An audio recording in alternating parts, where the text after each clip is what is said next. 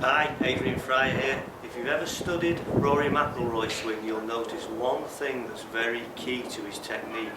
Whether he's hitting a wedge or a 7-iron or a driver, what's impressive is that when he finishes his stroke, every time he finishes totally balanced.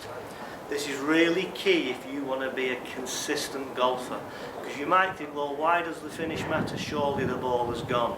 But it does matter because it affects the sequence of things that have happened before. Golf is a series of links or chains, if you like, and the one link affects the next link, so the preceding link affects the quality of the next link, and so on. So if the players are coming down and approaching the golf ball correctly, on the correct path and so on, and release the club correctly, that will result in a nice balanced finish. If you want to duplicate your shots and be consistent, it's mega important that you finish balanced each time.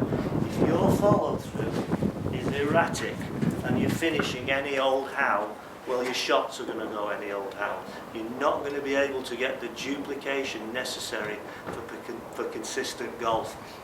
You could break the golf swing down into hundreds of positions or thousands if you wanted to, but essentially there are three key positions you've got to get right. Am I stood to it correctly? Can I make a half decent backswing? And then can I swing through and retain my finish and finish balanced?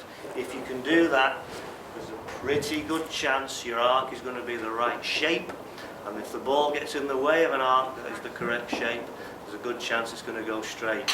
So let's just try and emulate Rory and give this one a little go. Try and finish nicely in control.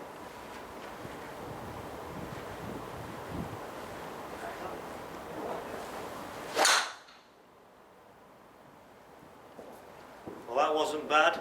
Not quite as long as Rory or as impressive, but again I was able to execute that stroke and finish balanced. Now remember, everybody's speed is different. It's a little bit like driving a racing car. If Lewis Hamilton was driving it, he could drive fast without crashing, so he can perform that task accurately at speed and still retain the quality. And so can McIlroy. He can swing through with a driver here at 125 miles an hour and still finish balanced and in control. Now if you try to swing at that speed, your movements may get erratic.